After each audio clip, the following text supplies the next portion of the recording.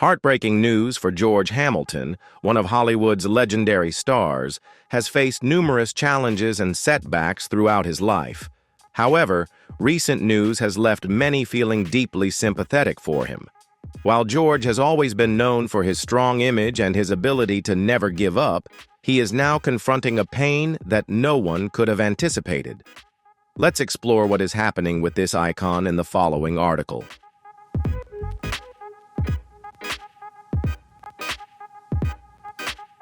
Thank you for watching this video. Did you know about George Hamilton? What do you think about the challenges he's currently facing? Share your thoughts in the comments below. If you enjoyed this video, don't forget to hit the like button, share, and subscribe to the channel so you won't miss any exciting videos. Leave a 1 if you've heard of George Hamilton, or a 0 if you haven't.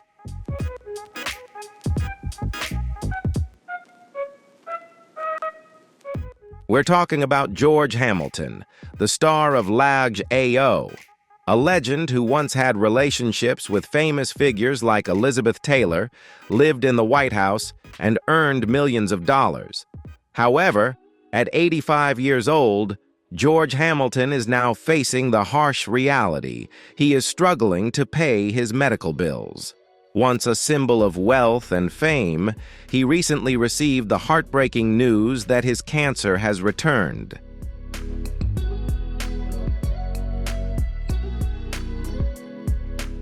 The wealth that George Hamilton had accumulated throughout his life is now gone. The mansion he had lived in for decades also had to be sold off to cover his medical expenses. From once dating the daughter of a president to now struggling to survive in his old age, the story of George Hamilton is truly a tragic end no one could have predicted.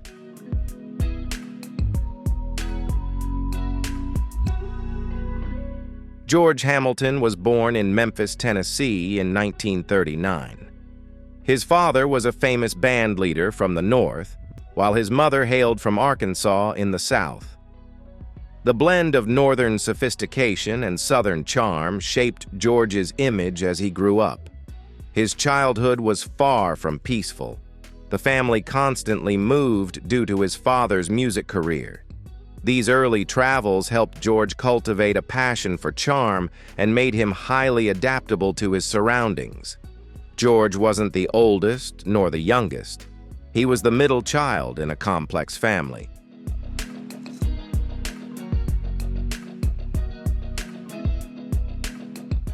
Everything changed in 1944 when George's father had an affair with a singer in his band, and their marriage ended in heartbreak. George's mother was left to raise her children on her own during the wartime. At this point, George was only 5 years old. The divorce not only had an emotional impact, but also left deep scars that would affect him throughout his life. After leaving the family, his father moved to New York, abandoning his music career to sell perfume. Tragically, he passed away at a young age in 1957.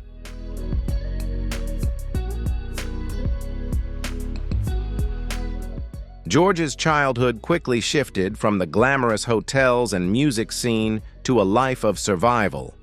After the divorce, George and his siblings moved to Blytheville, Arkansas, to live with their grandparents. For a brief period, they experienced a peaceful and stable life, and it was during this time that George was taught the manners of the South, which would stay with him forever.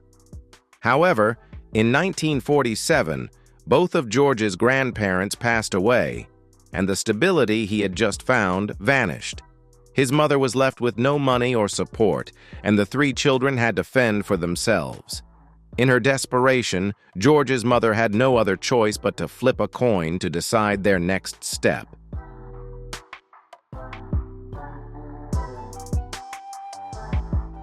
With the coin landing heads up, she decided that they would move to New York and try their luck in Hollywood. That one coin toss changed everything. Although George was only 8 years old at the time, Hollywood became an irresistible calling. The entire family packed up their belongings and set off for California, beginning a new life in the City of Lights. However, the road ahead was full of challenges, and it wasn't going to be easy.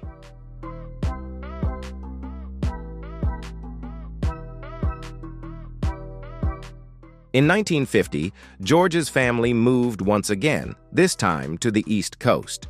George changed schools frequently until he arrived at the G.F. Coast Military Academy in Mississippi. It was at this military school that George Hamilton's character was shaped, making him more resilient and decisive in the years that followed.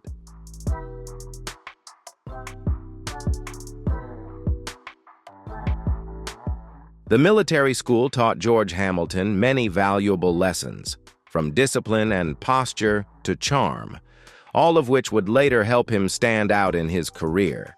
There, George caught attention not only for his refined manners, but also for his calm demeanor.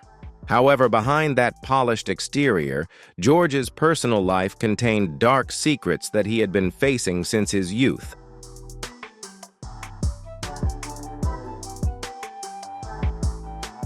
One of the major secrets George kept hidden for decades was his complicated and distorted relationship with his stepmother, a relationship that began before he even reached his teenage years. This relationship had a significant impact on him throughout his life and became a crucial part of his tumultuous life story.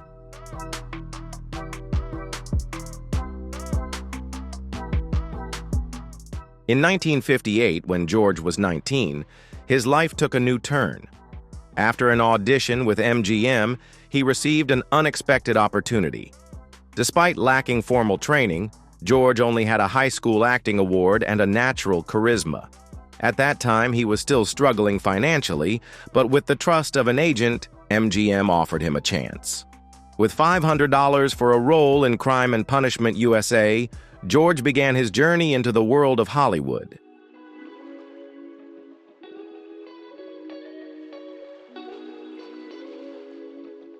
Although he wasn't the director's first choice, they preferred Anthony Perkins. George shocked everyone with his performance. With a fierce portrayal, he not only stunned audiences, but also won a Golden Globe for Most Promising Newcomer. He was also nominated for a BAFTA. However, Hollywood still didn't take him seriously. To secure a television appearance, George had to bribe someone with a bottle of Jack Daniels. This reflected the harsh reality of the industry. One day you could be the next big star, but the next, you'd be struggling to find work.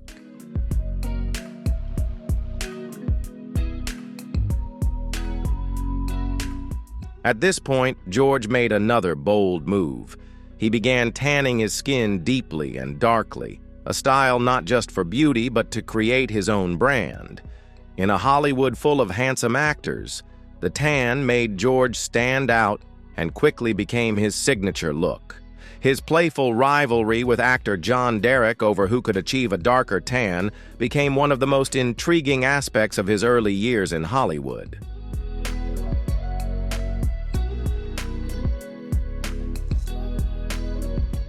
George Hamilton made his tan an inseparable part of his personal identity. He not only saw it as a symbol of charm, but also as a way to maintain his presence in the film industry when acting opportunities began to dwindle.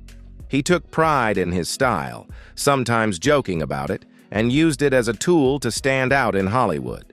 It wasn't just a physical change, it was a way for him to assert his personality in a highly competitive industry.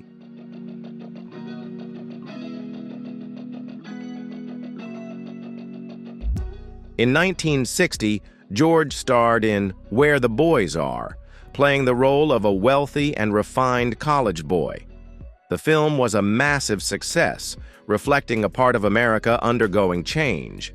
While the original book had a political theme, the film chose to skip this element and instead delivered a light-hearted romantic story. George felt the movie was somewhat silly, but the audience loved it. He even improvised one of the film's most iconic scenes, writing a question mark in the sand next to his co-star. That moment helped George cement his image as a charming heartthrob in the eyes of the viewers.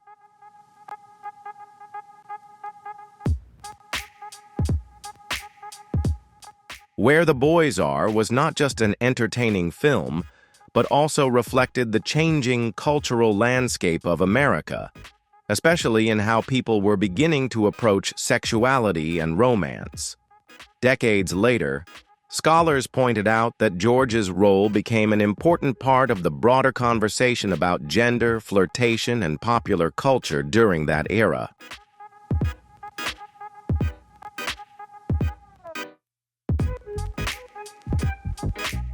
In 1965, George continued to capture attention with his role as Hank Williams, which led him to a dinner at the White House where he met Lyndon Bird Johnson, the daughter of President Lyndon B. Johnson. Linda was a bookish, quiet young woman with a calm demeanor, but beneath that exterior there was a wildness that George easily recognized. Despite coming from Hollywood with his bold personality, George found a connection with her.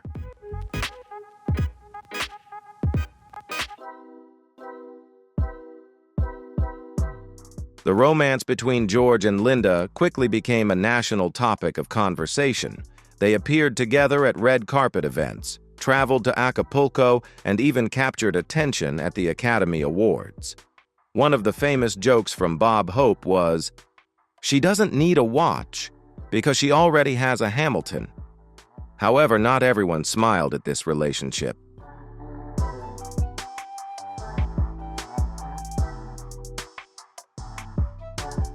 President Lyndon B. Johnson was displeased with the relationship. He was not only concerned about his daughter dating a Hollywood actor, but also had deeper suspicions.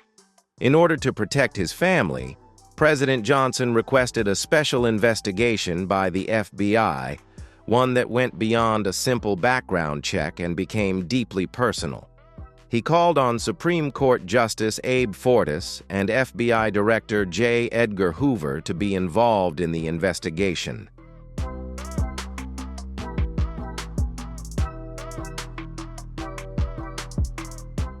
The FBI didn't just conduct a background check on George Hamilton, they dug deep into every corner of his life. They wanted to know everything, from his friends, credit cards, and family, to rumors about his sexual orientation. George's brother was gay, and just that fact alone made George fear that unfounded rumors could ruin his career. At that time, a rumor about one's sexual orientation could completely destroy a person's reputation and career in the entertainment industry. The FBI continued their investigation, but nothing harmful came to light about George.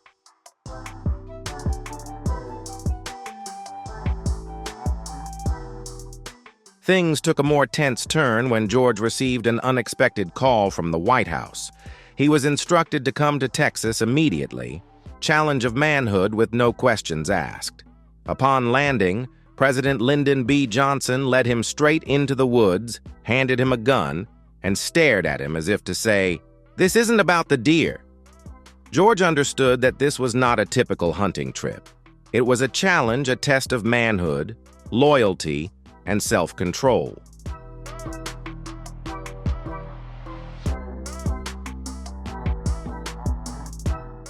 George quickly got into action, fired the shot, and even impressed President Johnson.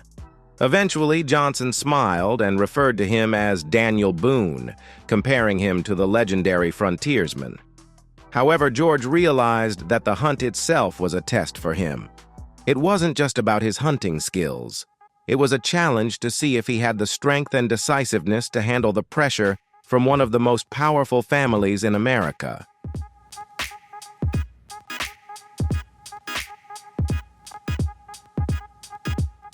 Meanwhile, another political storm was brewing: George's military draft. He had avoided military service by claiming he needed to care for his mother and brothers. But journalists and officials soon uncovered the deceit. His mother lived a luxurious life in Beverly Hills, which made this excuse unacceptable to President Johnson. Amid the growing tensions of the Vietnam War, Johnson could not accept that someone dating his daughter was evading military duty.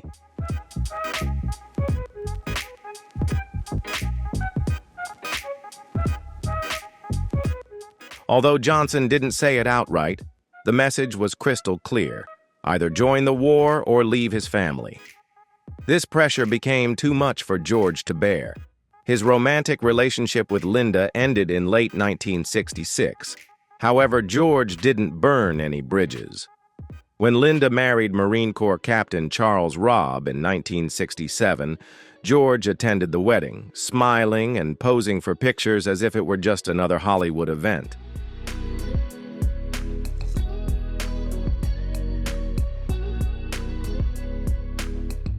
Although the romantic relationship between George Hamilton and Linda Bird Johnson had ended long ago, he maintained contact with the Robb family for many years afterward. When Charles Robb became the governor of Virginia, George was still invited to important events. In 2012, when everything had settled down, the Robb family came to see George perform on stage in Washington, D.C. They even invited him to dinner. Despite the passing of many decades, the bond never completely faded. George realized that, although he never became the son-in-law of the president, he had come closer than any Hollywood actor ever did in the 1960s.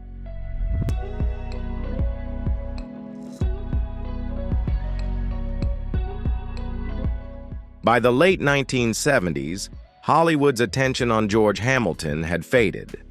However, a strange yet brilliant turning point came in 1979. George played Count Dracula in the comedy Love at First Bite.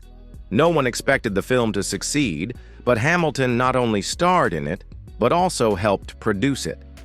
The film became an unexpected hit, as George's Dracula was not only serious, but also danced to disco music and told jokes. The public loved this humorous and unique style.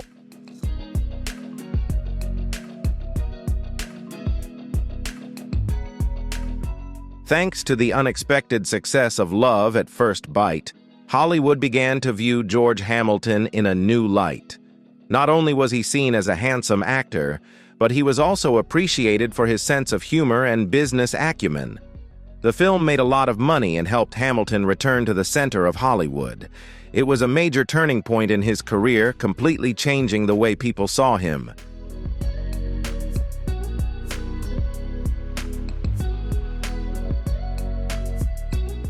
Outside of his career, George's personal life also had its fair share of unexpected twists. In 1972, he got married in an unconventional way.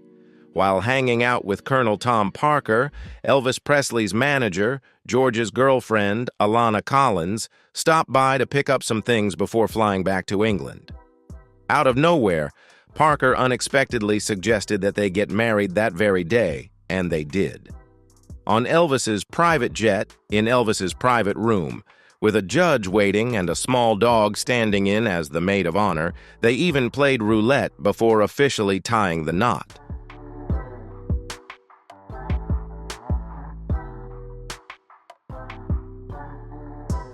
The love story between George and Alana began many years earlier in Acapulco, where they couldn't stand each other at first.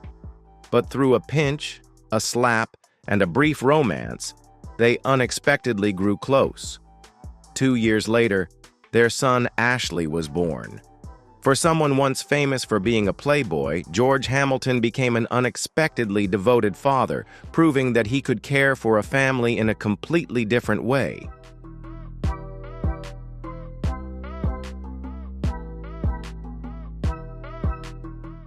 While filming Medusa in Greece, George Hamilton turned the job into a meaningful honeymoon for his family.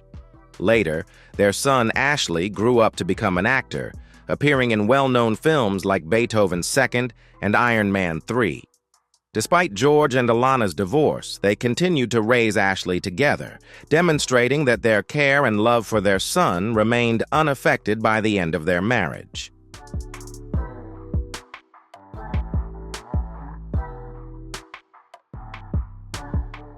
George was not only a good father to his own son, but also built a close relationship with Alana's children from her later marriage to Rod Stewart.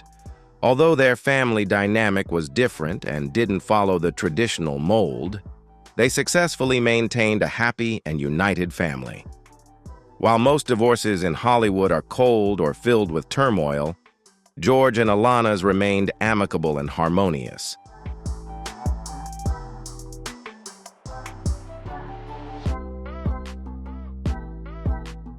Although George and Alana parted ways in 1975, they never truly let go of each other.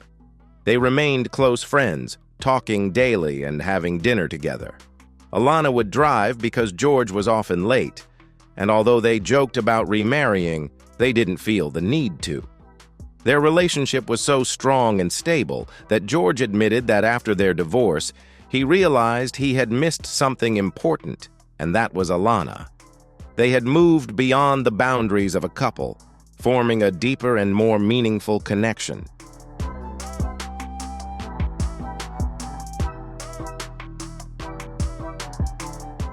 A new storm hit George in 1979 when he flew to the Philippines to promote the comedy Love at First Bite.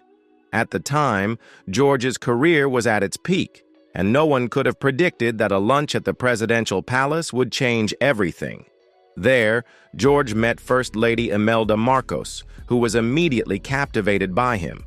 Their relationship developed quickly. They traveled the world together, shopped, and even sang together. However, what seemed like a harmless friendship soon revealed much darker secrets.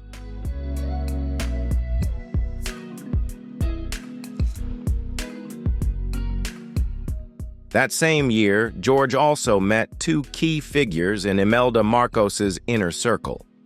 Antonio Florendo, a wealthy businessman who had made his fortune through dealings with the Marcos regime, and Glitzy Tantico, Imelda's closest friend and personal shopping agent. These were not just minor characters. They played a crucial role in a series of secret transactions and shady loans involving millions of dollars that somehow passed through Hamilton's hands. What do you think about the roles of Antonio Florendo and Glitzy Tantico in these events? Feel free to share your thoughts in the comments. Don't forget to like, share this video, and subscribe to the channel so you won't miss any exciting videos in the future.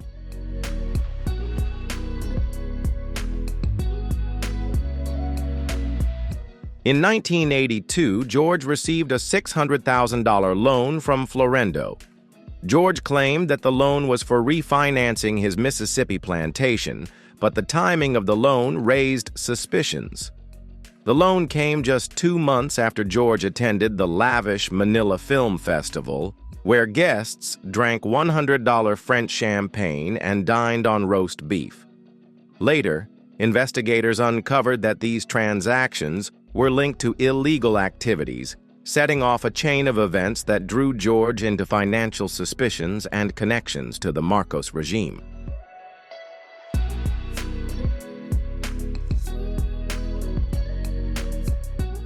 Around $12 million may have flowed through George Hamilton's accounts. In one instance, he even flew to Hong Kong to collect $5.5 million from Glitzy Tantico's bank account. Prosecutors suspected that this money was part of dark financial dealings, allegedly coming directly from the Philippine Treasury. Shortly after, Hamilton began renovating his Beverly Hills home, building a massive garage, and expanding his living space. Investigators believed that the money had been used to pay for these renovations.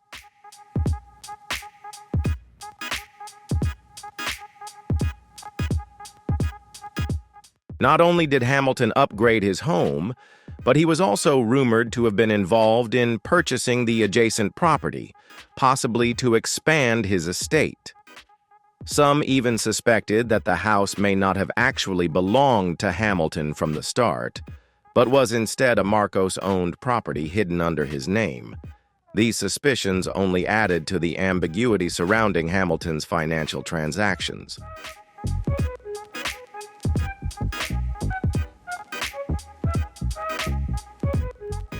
The craziest turning point in George Hamilton's life involved a failed film project he was involved in. Initially, Hamilton planned to make a war action movie about General Douglas MacArthur. However, under the influence of Imelda Marcos's inner circle, the script was changed into a romantic drama about MacArthur's unrequited love for a Filipino woman.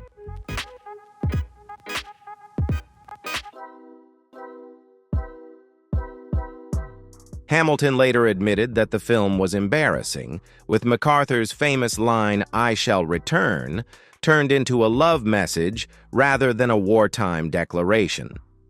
Ultimately, the film was never made, and the $5.5 million was quietly returned to a bank in Hong Kong. Prosecutors later claimed that the entire incident was a cover-up, a money laundering scheme to transfer stolen funds from illegal dealings.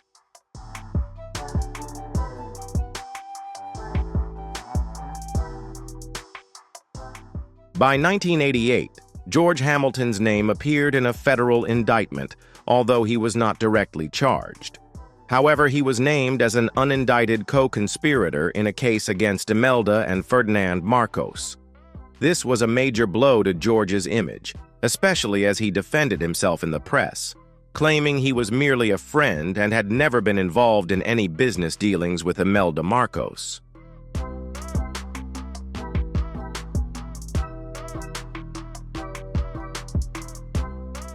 However, the truth was much more complicated.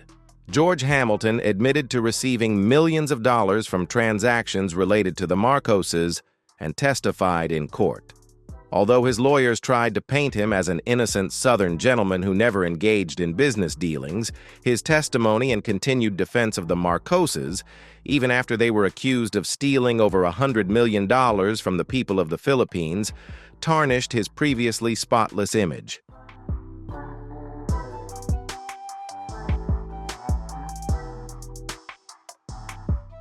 George Hamilton claimed that he didn't know where the money came from and returned everything once he realized something was wrong.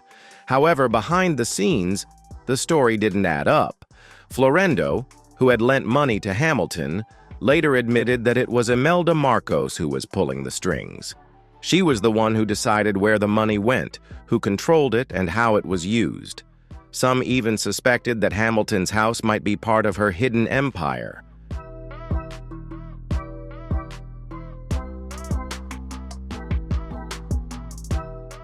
In court, Hamilton admitted that he may have been exploited, but never intentionally. Although he avoided official charges, the damage had already been done. His friendship with Imelda had pulled him into one of the biggest corruption scandals of the 20th century.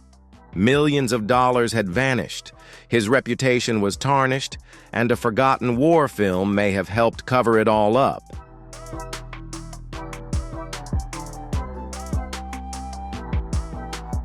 In the mid-1980s, while filming Poker Alice, George Hamilton had a special collaboration with Elizabeth Taylor.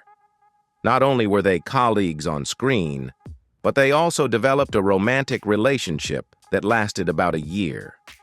After their breakup, they remained close friends.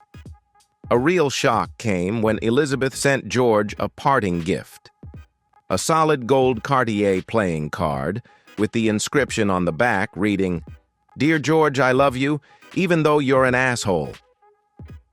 George found it hilarious and realized that it wasn't just a joke, but a strange yet sweet way for Elizabeth to express her affection.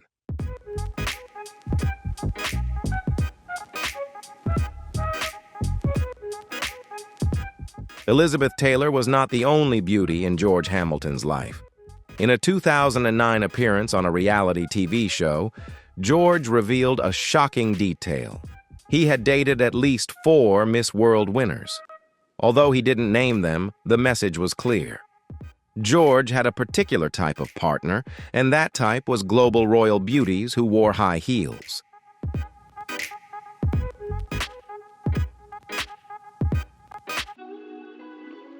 In the 60s and 70s, George was everywhere, from red carpets to movie sets, magazine covers, and always with another beautiful woman on his arm. Even Burt Reynolds once joked about this, gifting George a birthday card with a collage of Tony Curtis and Anthony Perkins, captioned, "George, love from Mom and Dad." George found it hilarious and was always ready to share the joke with others.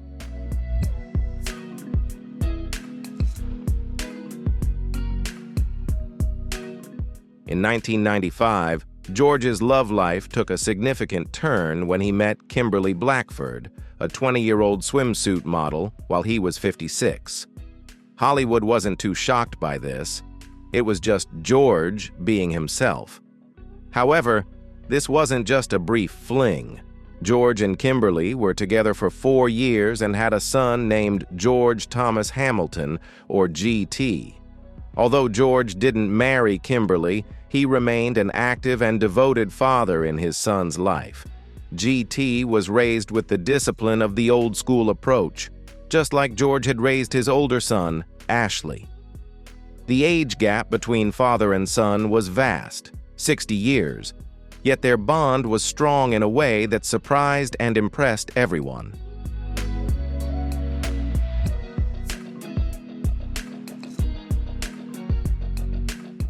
George Hamilton saw his son GT as a calm, ambitious, and polite young man. For George, this was his second chance to be a father in the right way, and he didn't miss the opportunity.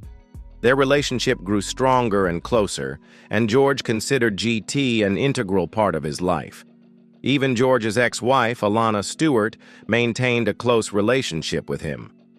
After their divorce, Alana married Rod Stewart and had 2 more children, Kimberly and Sean.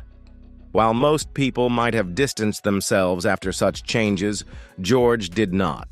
He stepped into the lives of Rod's children as a second father.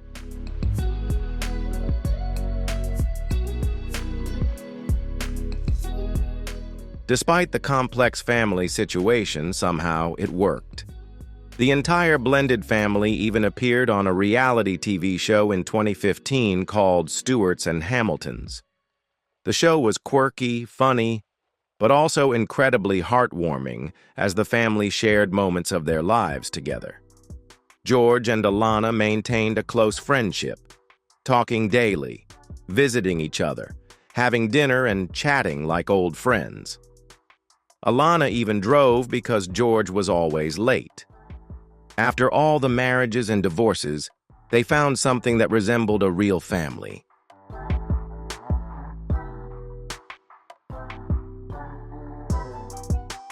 However, George's life wasn't always easy. As a child, he contracted measles and lost hearing in his left ear. It was something he kept hidden for many years, and most people were unaware of the issue. After being examined, doctors confirmed it was permanent nerve damage, and George accepted that he would have to live with the impairment. However, an old friend, Gloria Swanson, helped George find an experimental treatment.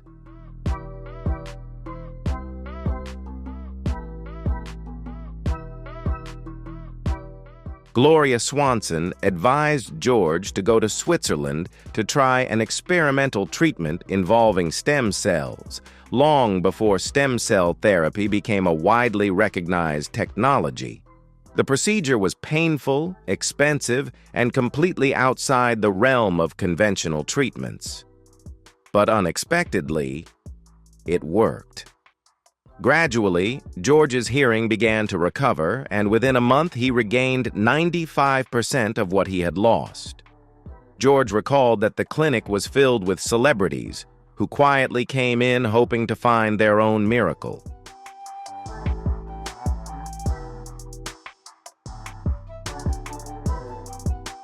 It was like a secret society of the wealthy and famous, all seeking their last hope.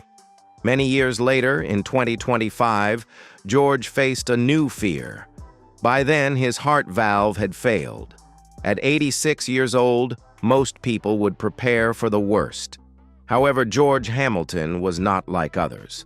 Despite facing serious health issues, he refused to give up hope and continued to fight through every challenge.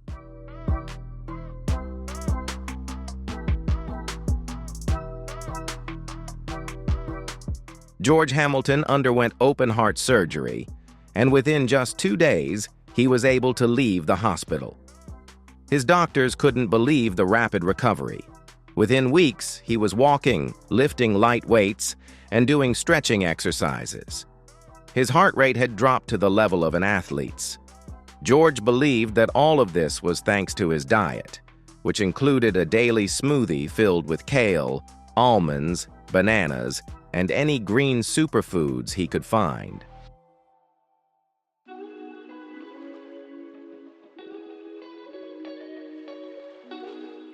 George's recovery amazed his doctors so much that they began documenting his process to apply it to other patients. However, George didn't stop there. He did something no one expected. He launched his own skincare line. Yes, the man famous for tanning like it was a full-time job suddenly started selling creams promising to repair sun damage. The product line was called the George Hamilton Skincare System, and it promised to restore skin overnight.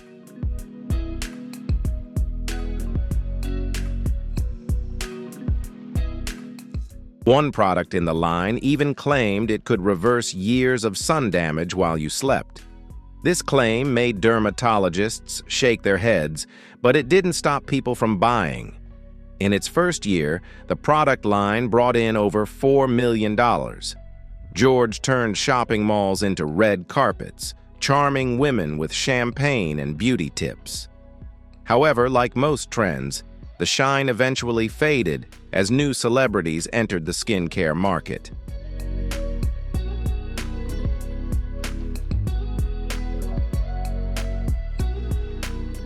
By 1993, George's products had quietly disappeared from the shelves.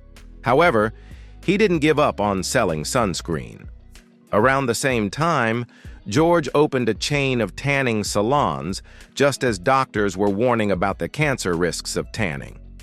George disagreed with the experts, insisting that his tanning beds were safer and provided people with a little fun and color. Despite experts deeming it absurd and dangerous, his tanning salons thrived, raking in millions of dollars across California, Florida, and Arizona.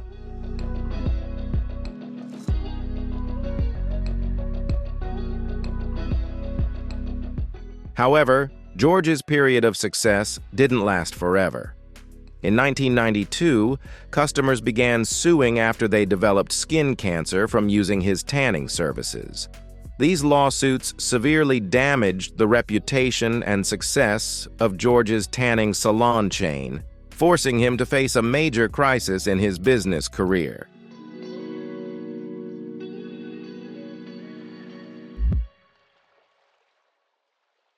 George Hamilton stabilized after the challenges in his career, but the damage had already been done.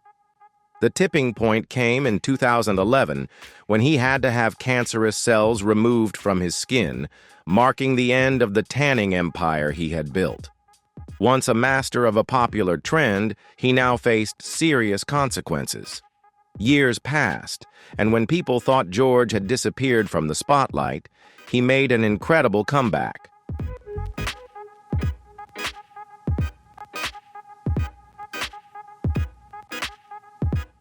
In 2016, at the age of 77, George became the crispy colonel for KFC in a multi-million-dollar advertising campaign. While other actors were begging for roles, George seized an opportunity to shine by doing what he did best, embracing his tan and laughing at himself. He joked about the dangers of the sun while dressing up as Colonel Sanders.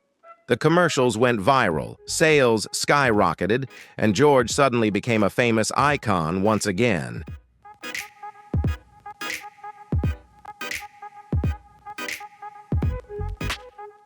Not just an advertising campaign, this comeback was also a masterclass in self-marketing. George proved that he could survive through just about anything and knew how to leverage himself to build his image. But his return didn't stop at the commercials. In 2009, George participated in the British reality show I'm a Celebrity, Get Me Out of Here, charming a new audience by surviving in the jungle. Although he didn't win, George built a massive fan base and received numerous invitations to appear on other television shows.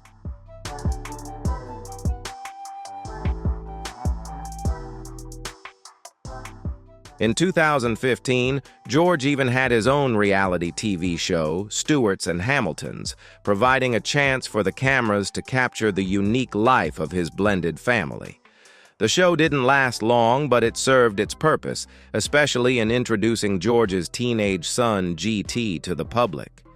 It was also a reminder that George Hamilton remained a brand worth watching.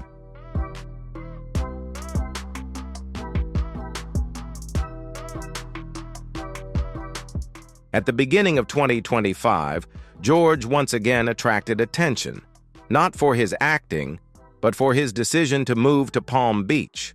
At 85, people assumed he was simply seeking a place with a better climate. However, the truth was much darker. Over the past 4 years, George had lost $12 million to a dishonest business manager who lured him into fraudulent real estate deals. By relocating to Florida, George was able to protect what remained, thanks to the state's generous property laws. In doing so, he turned a near bankruptcy into another smart turnaround.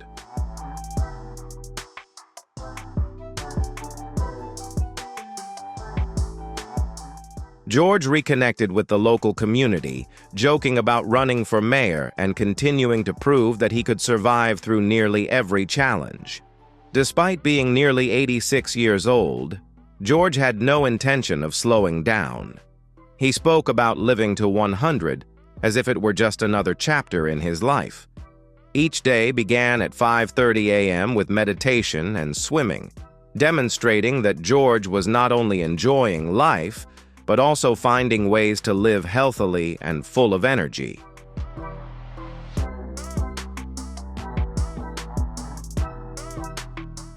George Hamilton eats as if he's still living in the Mediterranean, attributing his energy to his curiosity and dedication to new film projects. Despite facing health challenges, these fears don't hold him back. In fact, they only make him stronger.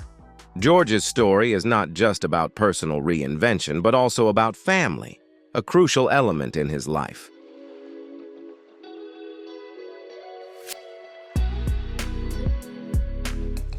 George has 2 sons, and he admits that he raised them in different ways. His firstborn, Ashley, was born during the peak years of George's career. However, during that time, George was hardly present in his son's life. But with his youngest son, GT, who was born when George was 60, everything changed. George slowed down, made time, and prioritized fatherhood. He and GT traveled the world together, built trust, and even collaborated on a reality TV show. George says that GT gave him a second chance, not just in fatherhood, but also in life.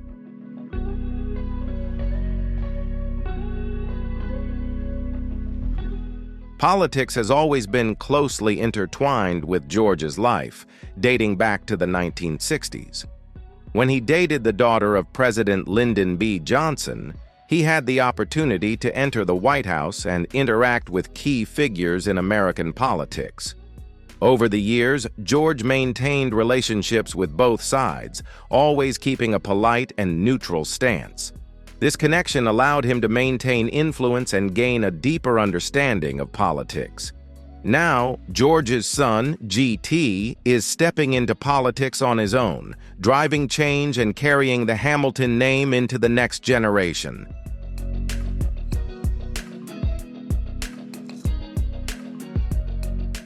George not only sees a continuation of his family legacy, but also recognizes that the values and experiences he has accumulated have been passed down to the next generation, allowing them to continue contributing to the community and society in their own way.